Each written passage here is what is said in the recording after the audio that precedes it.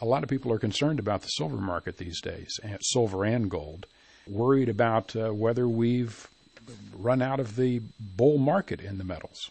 What's your take? Well, my take is that there is that concern. And, in fact, one of the more prominent analytical institutions, CPM Group, who does a lot of consulting and is very close to bullion banks and pretty much on top of the market, and they publish data on all of the metals, copper, palladium, platinum, silver, gold, rhodium, moly, you name it. And they're pretty well established as a very good research facility. It's led by Jeffrey Christian. And Jeffrey put out a paper recently, like within the last month, indicating that his view was that we probably have peaked in the gold market and the silver market, but he also gives a caveat that he's not sure. And I wrote about that in the last month's Morgan report, and I quoted him and I gave his cites, and his argument basically makes sense. What he said was that there's been massive financial upheavals in the past, and he cited several, and this was in about the 1970s and the 90s, and they have been overcome. At the time, there was a strong case to be made that gold would only go higher based on the economic turmoil. And so his reasoning is that we're in this extreme economic turmoil currently, and that this is kind of the top of gold currently. In other words, that even though logically you might consider the fact that, this economic turmoil is as bad as it's going to get, or it's only going to get worse, and gold can only go higher, we've witnessed that twice in the past, and gold peaked. And so that's his argument, and again, he gives a caveat he's not sure. My analysis of what he said was that true. However, we've never faced it to the level that we have now. The levels that he referred to, if you really analyze it, were that the government was powerful enough and had enough ability to borrow money to keep the game going. This time, the governments are failing. That's the problem. When the government itself starts to break down, that is when you are in a new paradigm. And that was my argument, because you look at the United States as an example, or Greece. Well, let's start in the Eurozone. It's mathematically impossible for Greece to ever pay back the money, no matter where it comes from. Mm-hmm.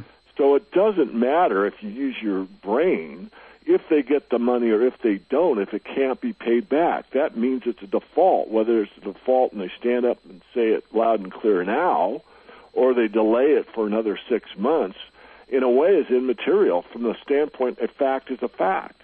They're broke, and they'll never be able to pay it back. They cannot tax their citizenry enough. If they tax them 100%, it does not cover the debt load. So that's a failure. There's other examples. There's Italy. You got Spain.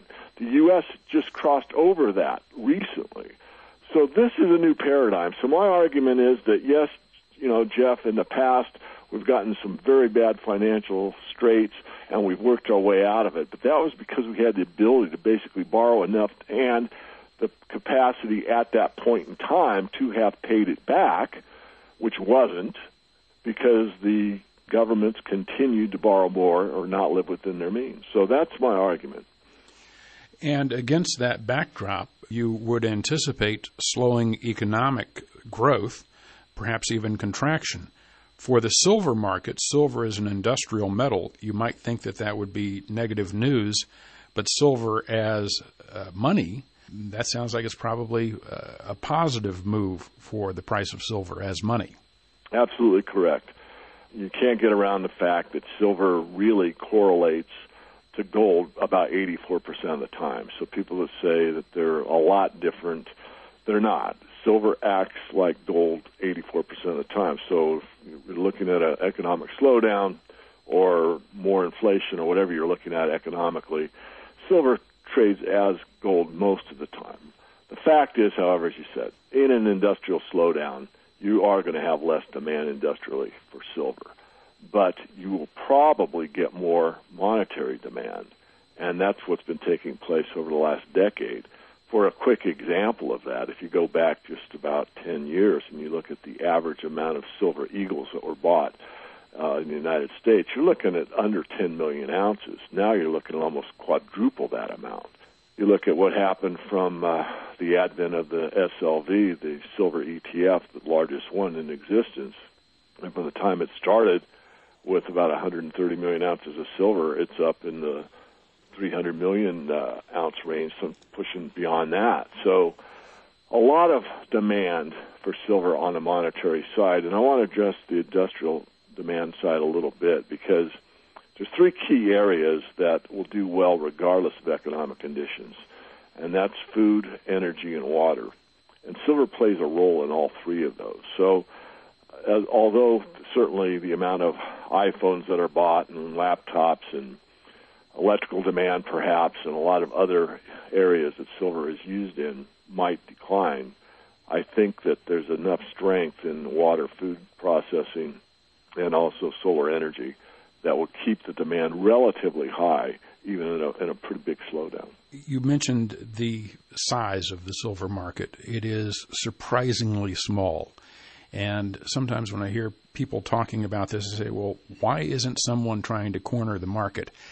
And I say, there is manipulation in the marketplace. Can you confirm that? Well, there is.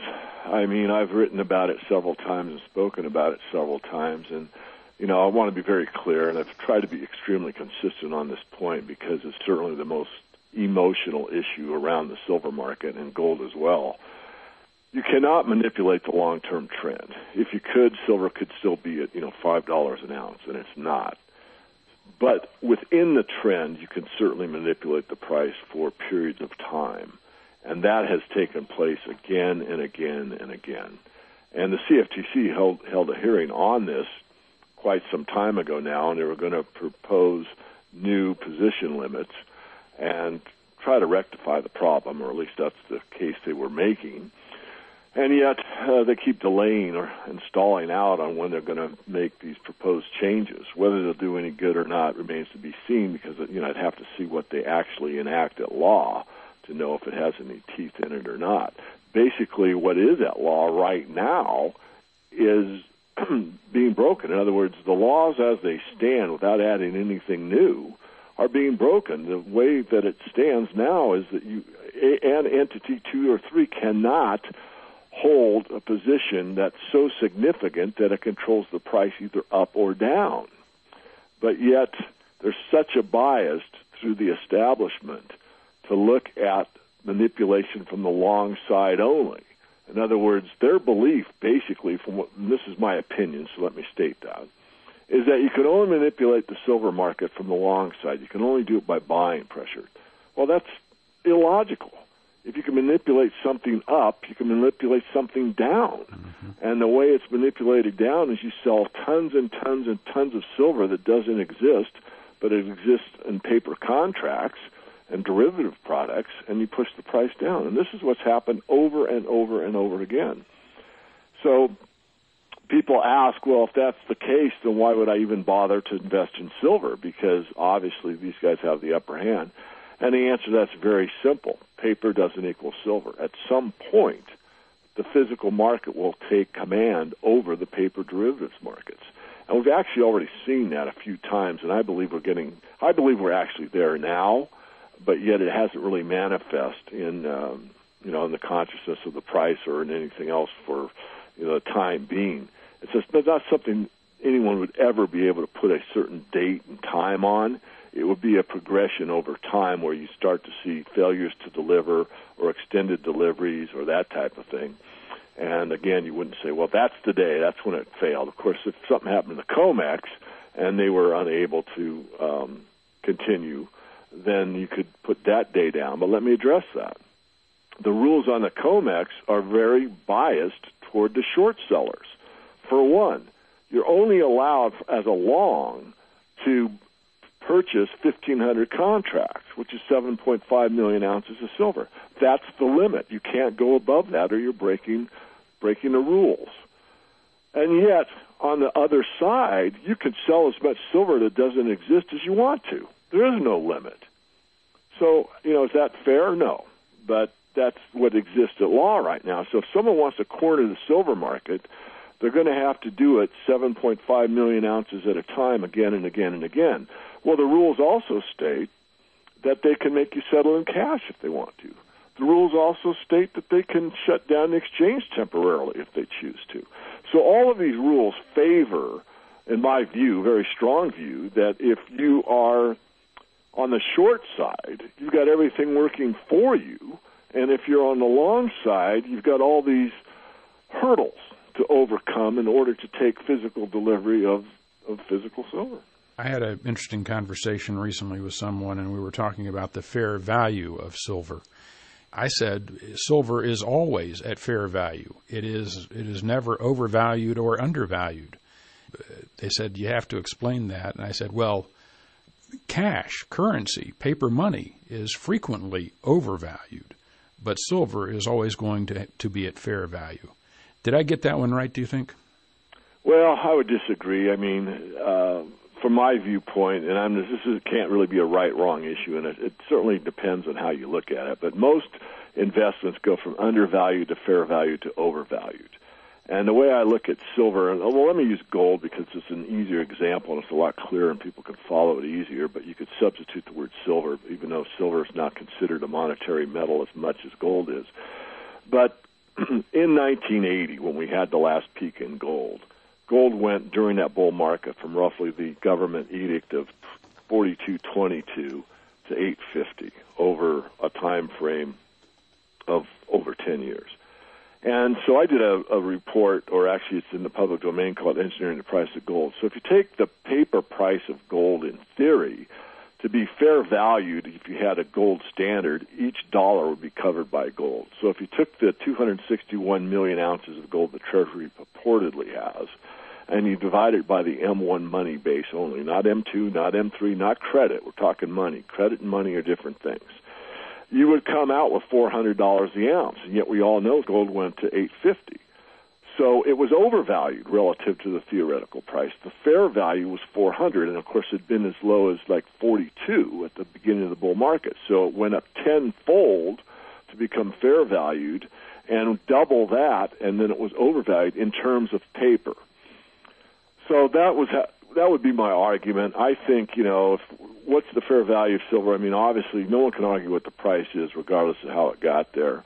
And coming back to your point and saying at the current level, are we close to fair value? And I tend to agree with you, Sinclair, from the aspect that, if you go back into the 50s, 25-cent piece, which was 90% silver, would buy you a gallon of gas, and a 25% piece now valued at its silver content will pretty much buy you a gallon of gas. So, yeah. And you could use other examples. You could use food, a loaf of bread. You could use a lot of things. So from that aspect, fair valued. But again, most markets go undervalued, fair valued, and overvalued. And we have not gotten, in my view, anywhere close to what would be overvalued. My big problem this time is, do you cash out, even if silver and gold get overvalued in terms of paper? And it concerns me. And the reason it concerns me is that if we're in a very inflationary period or pseudo-hyperinflation, which you don't see a true hyperinflation like the Weimar Republic or Zimbabwe in the United States, but we could get enough inflation where basically the currency is shunned by most holders. In other words, Americans, Chinese, everybody just doesn't want the dollar. They want out of it, and they want to buy something other than the dollar itself, meaning commodities, basically, and of course at the top tier would be gold and silver. The point I want to make is if it got well overvalued in terms of paper, would you really want to sell silver and gold and cash back into the paper markets? And I don't have an answer for that currently. Obviously, it was the thing to do in 1980. You couldn't have done better than selling your gold, selling your silver, and going into the long bond and getting these juicy returns of 17%. And then as the interest rates work their way back down to where they are now, near zero, the bond price increases. I mean, that was the stellar investment of 3 decades, had you done that. And there were people that did do that. But my point, again, is that the correct thing to do this time? And I'm still so concerned with the overall monetary system holding together another 30 years or 10 years or even 5 years once we get a peak in the paper price of these metals. I'm going to just have to evaluate it at the time. So what I'm saying is, do you really want to trade physical silver and physical gold for, paper money? And the answer is to be determined. I don't know yet.